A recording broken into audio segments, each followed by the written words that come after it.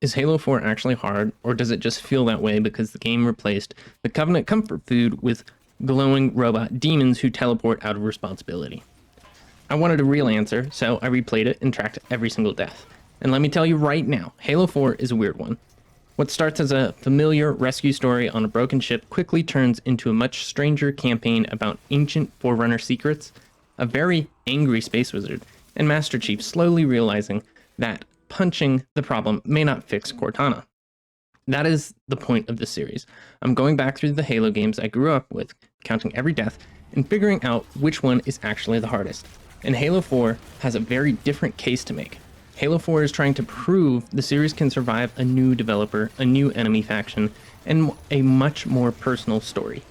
Going in, I had a pretty simple thought.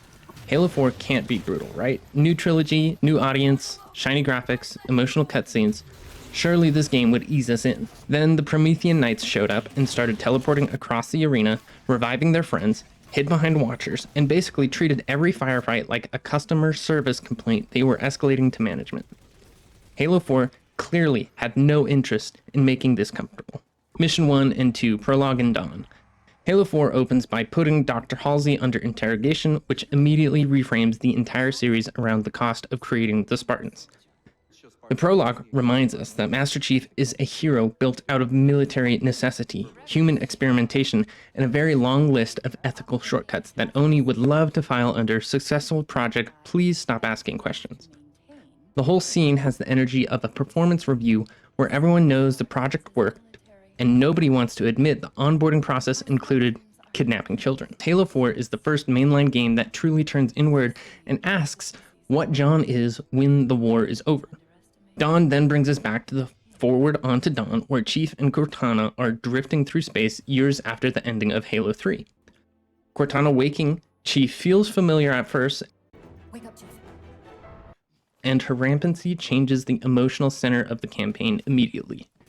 The mission reveals that the galaxy has moved on, the Covenant threat has returned in a fractured form, and Chief's closest companion is starting to fall apart. By the end, the ship is pulled toward Requiem, and the campaign shifts from survival on a broken warship to discovery of an ancient Forerunner world. The opening sets up Halo 4's real conflict. Chief can survive almost anything, and Cortana's decline gives him a problem he cannot simply shoot until the music gets heroic. Death count. Prologue obviously had 0 deaths because it was a cutscene. And Dawn, I had 2 deaths, giving this opening 2 deaths in total. This is a low number, and it makes sense because Dawn works as a controlled re-entry point into the series. The combat gives you Covenant pressure, cramped ship corridors, and a few moments of panic, and the mission is mostly there to reset the emotional stakes.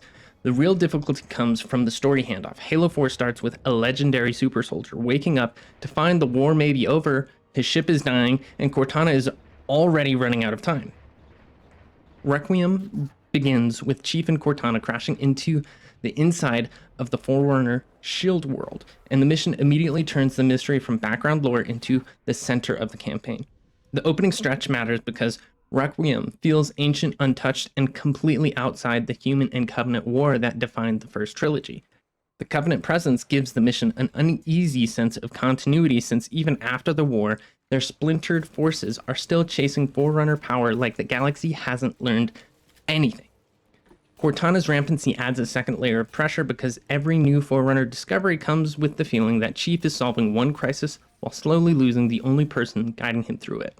The biggest story shift comes when Chief and Cortana start pursuing the UNSC Infinity Signal because the goal changes from simply surviving to find humanity's foothold inside this impossible place. Death count, 16 deaths here. This was the first real uptick of the campaign, and it certainly will not be the last. Dawn reintroduced Halo. Requiem starts teaching the player Halo 4's new rules under 343, the lore and forcing the player to respect a new enemy ecosystem. The difficulty supports the story because Requiem is supposed to feel unknown, hostile, and bigger than Chief's usual battlefield. Mission 4, Forerunner. Forerunner is the mission where Halo 4 takes the mystery of Requiem and gives it a voice, a face, and a much bigger problem. Chief and Cortana push deeper into the SHIELD world, while trying to warn the UNSC Infinity, but the mission keeps making it clear that they are moving through a system built for purposes they barely understand. The Prometheans become more central here. The mission reveals the Prometheans for the first time. which completely changes the threat profile of the campaign.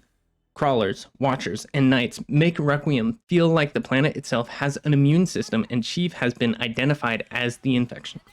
By the end, Requiem has reframed Halo 4 as a campaign about waking ancient systems, chasing dangerous signals, and realizing the Forerunners left behind problems with a very aggressive warranty policy. Mission 4, Forerunner. Forerunner is the mission where Halo 4 takes the mystery of Requiem and gives it a voice, a face, and a much bigger problem. The Prometheans are ungodly annoying. The first time through, the combination of teleporting Knights, Watchers reviving enemies, and Crawlers flooding the space can make every fight feel slightly rigged by an ancient alien middle management. The Knights' shield capacity also feels unstoppable. You can dump a full magazine of the light rifle into them and they still are not vulnerable to a headshot, and their presence makes Requiem feel like an active Forerunner machine waking up around Chief. Cortana's condition also becomes harder to ignore because her rampancy is now affecting the mission in real time through emotional outbursts, calculation errors, and moments where she seems scared of what she is becoming. Chief and Cortana push deeper into the SHIELD world while trying to warn the UNSC Infinity, but the mission keeps making it clear that they are moving through a system built for purposes they barely understand. The Prometheans become more central here, and their presence makes Requiem feel like an active Forerunner machine waking up around Chief. The major turning point comes with the introduction of the Didact, which immediately reframes the campaign from exploration into containment failure. His introduction matters because he is tied directly to ancient Forerunner history, the Human Forerunner War, and the idea that humanity's past with the Forerunners was much darker than the original trilogy ever explained. Chief tries to warn Infinity, but the warning arrives inside a situation that is already spiraling. By the end, the campaign has shifted because Requiem is revealed as a prison. The Didact is loose and humanity has accidentally walked into a war they started long before the Covenant ever existed. Death count, 24 deaths.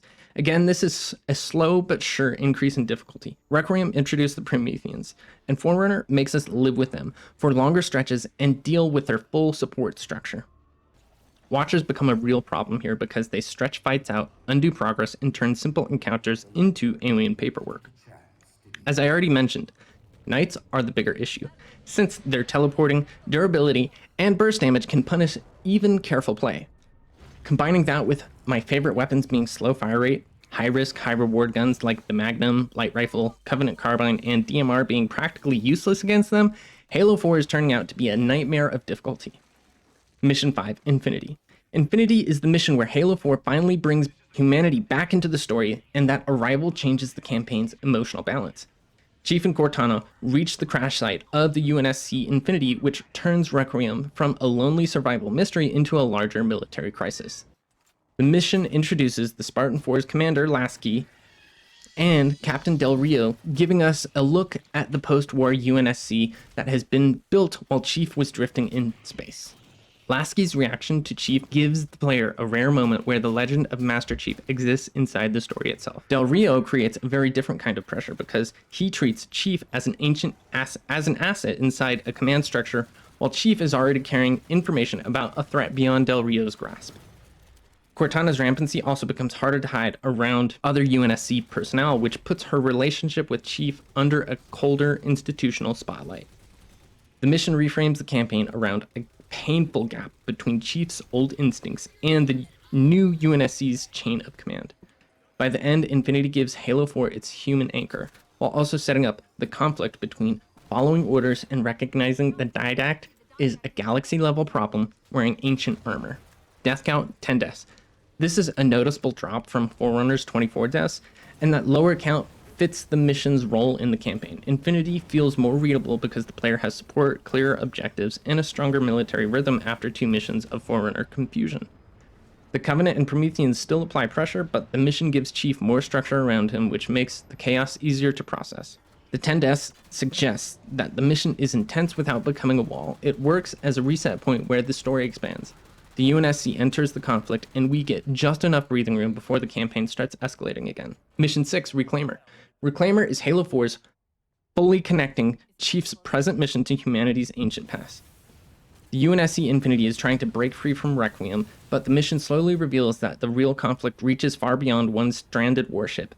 Chief pushes across the surface in the mammoth, and the scale matters because humanity's finally looking powerful again, even while walking into technology it barely understands. The title itself is important because Reclaimer is the Forerunner term for humanity, and this mission starts explaining why the Forerunner system responds to humans differently. The biggest lore turn comes when Chief encounters the Librarian, who reveals that ancient humanity once fought the Forerunners, lost, and was reduced by them. She also explains the Diadac's hatred of humanity and his connection to the Composer, which turns him from a vague ancient threat into somebody with a specific plan for human extinction. Cortana's rampancy keeps pushing the emotional stakes besides the lore, because Chief is learning the galaxy's buried history while losing the person who helps him understand it.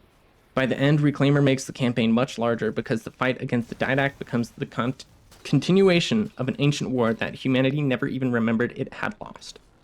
Death count 12 deaths. The Mammoth section gives the mission a clearer rhythm with bigger spaces, heavier UNSC support, and objectives that make the battlefield easier to understand. The challenge comes in the mission with its length, vehicle pressure, and the way Covenant keep turning clean pushes into messy cleanup duty. 12 deaths feels right for this mission, and that's more about scale and lore escalation than pure punishment. The story is doing the heavy lifting here, and the death count shows the gameplay supports the scale without drowning out the Librarian reveal. Mission 7, Shutdown. Shutdown is the mission where Halo 4 turns Chief's loyalty into the center of the conflict. After the Librarian reveal, Chief understands the Didact is moving toward a weapon that can threaten humanity on a massive scale. Captain Del Rio responds to the threat through command procedure, which creates one of the sharpest character clashes in the campaign. Chief refuses to hand over Cortana and chooses to pursue the Didact, and that choice matters because it shows how far his trust in Cortana outranks institutional authority.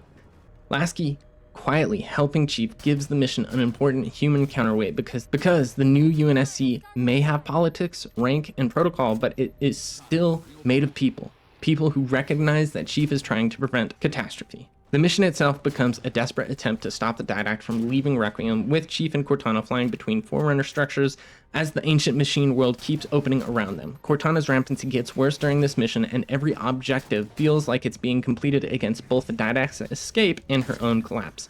By the end, the Didact gets away, and the campaign shifts into pursuit mode because the threat has escaped the shield world and is now pointed directly at humanity. Death count, 23 deaths. The death count brings the difficulty back up hard, and the peak is still ahead. The mission has more moving pieces than Reclaimer, with flying sections, Forerunner interiors, Promethean pressure, and several encounters that can drag out if watchers stay alive too long. The 23 deaths suggest the mission is testing both combat control and patience, which of course, my patience was starting to crack here, and we will see that in some future missions. Mission 8, Composer. Composer is where the Didact proves exactly what he's capable of, and the campaign becomes much more urgent because of it. Cortana and Chief arrive at Ivanov's station, where the UNSC has been studying the Composer near Installation 03. The Composer moves from ancient Forerunner legend into a real weapon with immediate human consequences. Dr. Tilson gives the station a human face, which makes the attack feel personal once the Didact arrives and the situation collapses. Cortana's rampancy also reaches a more dangerous stage here, because she's still brilliant enough to help Chief, while also clearly losing pieces of herself in the process. The Didact taking the Composer reframes his plan from theoretical extinction to active strike against humanity. The most important moment comes when the Composer fires on Ivanov's station, reducing the people there into a demonstration of what Earth is about to face. This, of course, only happens because Cortana's rampancy made her too slow to save the day. By the end, the campaign has shifted into its final race because Chief has seen the weapon work, lost the station, and now has to stop the Didact before the same fate reaches home. Death count, 25 deaths. This is another mission, and it's another heavy one, and the 25 deaths fits the escalation. Composer has a lot of pressure from Prometheans, Covenants, station defense chaos, and the mission's constant feeling that Chief is reacting a few seconds too late. The number suggests the campaign is tightening the screws as the story is getting darker. The mission tightens the breathing room because the Didact has become an immediate attacker with a weapon in hand. Here he is, he has the weapon, and the game starts treating every fight like a delay humanity cannot afford. Mission 9, Midnight. Midnight is the final sprint, and the entire campaign narrows into one desperate chase towards Earth. Chief and Cortana follow the Didact to the Mantle's approach, where the Composer is being carried straight toward humanity's homeworld. The Didact's ideology finally reaches its target. It He sees humanity as the species that must be controlled, transformed, and removed from its own future. Cortana becomes the emotional center of the finale, using fragments of herself to help Chief move through the ship, even as her rampancy keeps tearing her apart. Every step forward feels like Chief is being helped by someone who's already fading. The final confrontation works because Cortana turns her own collapse into the thing that stops the Didact long enough for Chief to finish the mission. Chief detonates the nuke, Earth survives, and Cortana uses the last of herself to protect him. Chief is in denial of it, but by the end he has no way to change the outcome. Halo 4 shifted from an ancient war story to personal tragedy because Chief saves humanity and loses the one person who made him feel most human. That leaves him with the existential question of who he is outside of war because he is a soldier, and that's all he knows. Death count, 43 deaths here. This is the highest death count of the entire run, and it's absolutely earning its spot. Combining my lack of patience with the stack pressure through the broadsword run, tight forerunner spaces, Promethean fights, and final mission pacing that barely gives us room to settle, the mission feels like the game is constantly caching every difficulty check at once, which is rude but financially consistent. The 43 deaths suggest the finale is carrying both mechanical and emotional weight. The Didact is so close to Earth, Cortana's falling apart, and we are being pushed through the most punishing stretch of the campaign while the story is also asking for the biggest emotional payoff. That makes Midnight feel exhausting in the right way. One last hostile push through ancient Forerunner power before the game lands its hardest character moment. In the epilogue, Halo 4 closes by turning the focus inward after an entire campaign built around ancient weapons, Forerunner history, and galaxy-level stakes. Chief survives, Earth survives, and the Didact's immediate plan is stopped, but the victory feels hollow because Cortana is gone. Lasky's conversation with Chief matters because it gives the game its clearest statement about him as a person, especially when Lasky says, "Soldiers are people." Chief's response shows how deeply Cortana shaped his understanding of himself, because her absence leaves him with a question the mission cannot neatly answer. The armor removal sequence is important because Halo 4 ends by visually stripping away the legend layer by layer. After years of treating Chief like an unstoppable icon of the series, the epilogue asks the viewer to sit with the human being underneath the armor. That makes the ending feel very different from the original trilogy because the campaign resolves the external threat while leaving Chief emotionally exposed. By the end, Halo 4 has made its point. Chief can save humanity and still carry a loss victory leaves untouched. So, big picture, how does Halo 4 measure up? Halo 4 lands in a strange middle ground for me. My final death count was 155. This places it ahead of Halo Reach at 93 deaths and Halo 3 ODST at 41 deaths, but it's still far behind Halo 2's absolutely disrespectful 264 deaths. That makes Halo 4 harder than I expected, especially for a game that looks so shiny and polished on the surface. Apparently, the new developer welcome package included teleporting knights with watchers that undo your work and a final mission that decides emotional damage needed a mechanical partner. The difficulty also hits different here. Halo 2 feels like a game that's just trying to kill you because it woke up mad. Halo Reach feels like a game that's wearing you down because the planet is collapsing one mission at a time. Halo 4 feels like a game that's constantly pulling you between two problems, Ancient Forerunner chaos on one side and Cortana falling apart on the other. This is what makes it interesting. The Didact gives the story its huge galaxy-level threat, but Cortana gives it the emotional weight. You're saving humanity again, but this time the person helping you to do it is slipping away mission by mission. When all is said and done, Halo 4 surprised me. Halo 4 might be one of the most important games in the series for understanding Master Chief as a character. The original trilogy made Chief feel legendary. Halo 4 makes him feel lonely. The Prometheans can sometimes feel like they were designed by someone who thinks fun means filing a complaint with an alien HR department. The story gives the game a much stronger emotional identity than I remembered. That makes it a heavier run than Reach, ODST, and Halo 3. While keeping Halo 2 as the clear nightmare factory of the series. As of now though, Halo 2 and Halo Reach are still tied for my opinions. Halo 4 earns some respect for doing something different. Still, it was a new direction that came along with Xbox losing its place in the console wars. It takes the most iconic soldier in gaming and asks, what's left when the war ends? The legend keeps moving, and the one voice that always brought him back is gone. And I don't know how to feel about that. What do you think? Also, if you've been enjoying this series, like the video and subscribe to the channel. Also, leave a comment of which game series you want me to take on next. Right now, the plan is the newer Doom games, which feels appropriate because apparently my scientific experimentation is figuring out whether I'm good at shooters or just emotionally attached to suffering. Until next time. Our duty as soldiers is to protect humanity. whatever the cost. You say that like soldiers and humanity are two different things. I mean, soldiers aren't machines. We're just people.